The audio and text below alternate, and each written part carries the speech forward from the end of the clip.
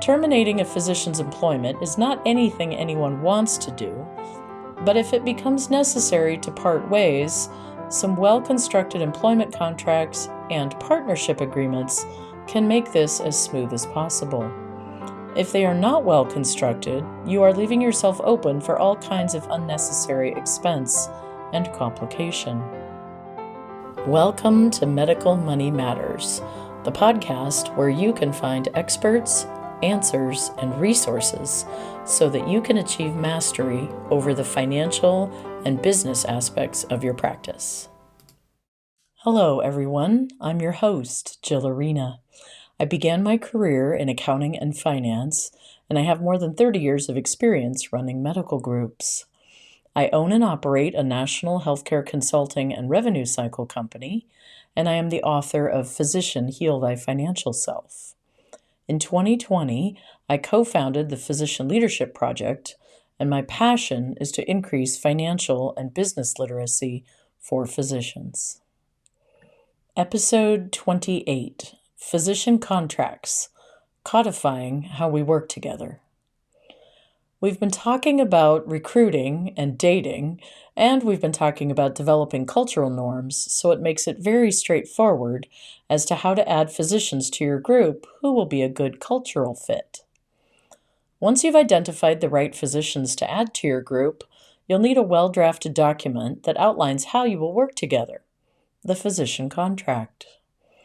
When we talk about contracts for physicians, there are two main types. The first is the employment contract, which should be signed with every physician who joins your group, and it governs the expectations of work done within the practice and what the physician can expect from the group. You'll also want to consider a similar agreement with any advanced practice providers and potentially also with your top executive leaders. The second type is the partnership agreement. This is typically presented at the end of 2 years with the practice, or whatever you've decided is the length of your partner track for how long someone will practice as an employee before he or she is offered ownership, and it governs how the physician will function as an owner of the business. This admits them as a partner into your limited liability partnership, or as a shareholder into your professional corporation, or as a member into your limited liability company, depending upon how your corporate entity is structured. Most groups use both kinds as they each have a distinctly different purpose. Both of them are commonly referred to as the physician contract, so it's good to understand the distinction. Employment contracts should include the term, how long the agreement is good for, which is usually a year with automatic renewing 1-year terms. Termination, which means how each party can end the agreement.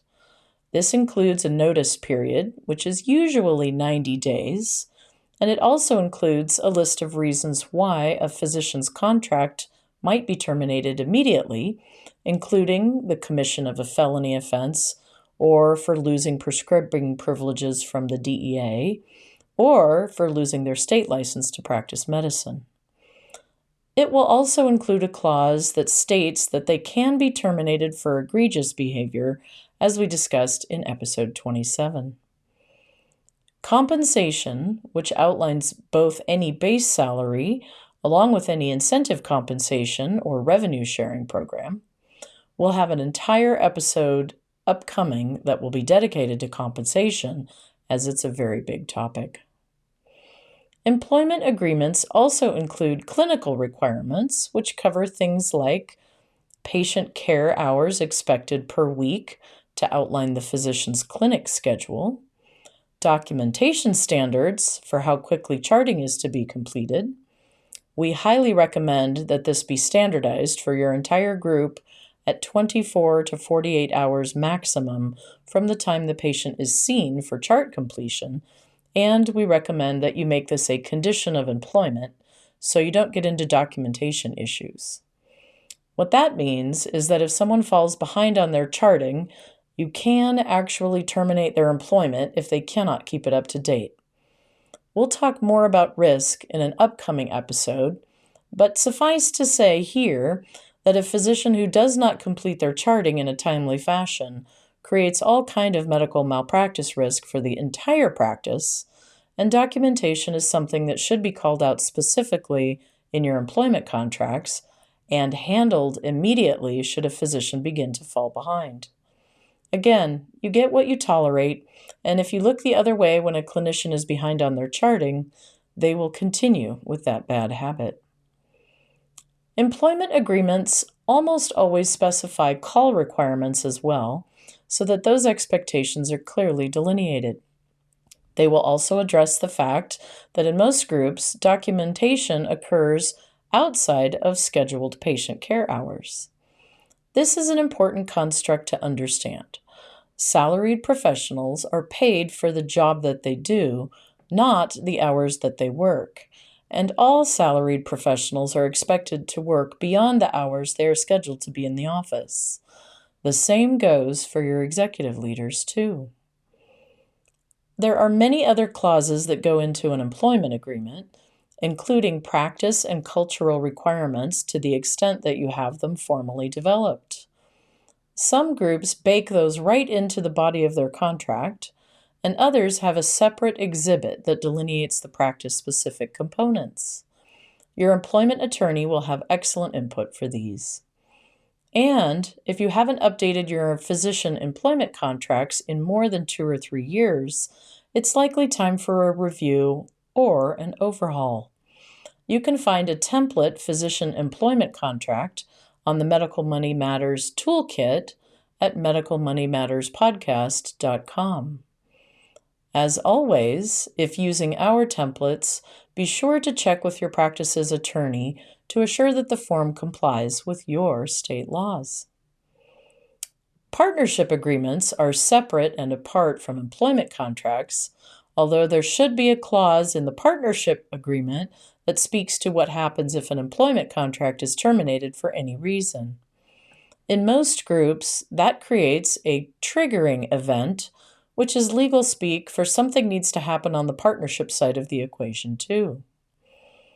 As we've said previously, terminating a physician's employment is not anything anyone wants to do, but if it becomes necessary to part ways, some well-constructed employment contracts and partnership agreements can make this as smooth as possible. If they are not well constructed, you are leaving yourself open for all kinds of unnecessary expense and complication. In short, admitting someone to your business's partnership is a bit like getting married. You want to be sure you've spent enough time together to know that you are philosophically aligned and that you get along. You may not always agree, but you should have a relationship that is based upon mutual trust and respect, and you should be okay agreeing to disagree from time to time. Unlike an employment contract, a partnership agreement governs how you will own the business together. It will call out things like ownership percentages, vesting schedules, and profit distributions. It will also make very clear what happens if a partner leaves the group. It will address any buy-in provisions and amounts, or buyouts, and a well-constructed agreement will also be clear on how decisions are made and how ties are broken when an issue comes up for a vote. Partnership agreements can be fairly complex, so if there are any clauses in yours that are difficult to understand, please ask your attorney to provide some clarity. He or she should be able to break it down and explain in layman's terms what the agreement means. You might also ask him or her to write it in more simple language so it doesn't always require legal translation. As with employment contracts, partnership agreements should be reviewed for content and structure with your attorney every 2 or 3 years at a minimum. This will assure that your agreements are up to date, accurate, and a true reflection of the business of your practice. Above all else, I encourage you to lean in and learn the basics about the various different parts of your employment contracts and your partnership agreement. Many groups that we work with have not spent any time at all reviewing these for many, many years, and it's only when they have a major change that they review these documents. Times of great change or crisis are not the time to realize that your legal documents are inaccurate or out of date. While a well-written agreement will not provide 100% assurance of avoiding a lawsuit, it can make things a lot simpler and easier to administer when someone is leaving the practice.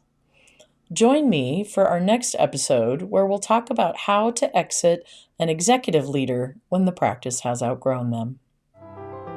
You can find more information online at medicalmoneymatterspodcast.com, and you can subscribe to the Medical Money Matters content website for physician leaders to find budget templates and many other tools. We've included those links in the show notes. As I like to close out these podcasts, congratulations on taking the next step in your professional development and for making the commitment to learn about the financial and business aspects of your practice. I look forward to being on this journey with you and send you my heartfelt gratitude for all that you do for your patients all day, every day.